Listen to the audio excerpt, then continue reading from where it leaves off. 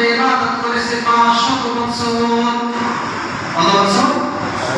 500 বছর ধরে ইবাদত করেছে পাহাড়ের মধ্যে নির্জন এলাকার মধ্যে।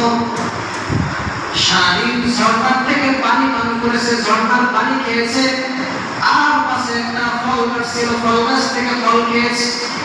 500 বছর নির্জন এলাকায় বসে বসে রবের ইবাদত করেছে, আল্লাহ তাআলার ইবাদত করেছে।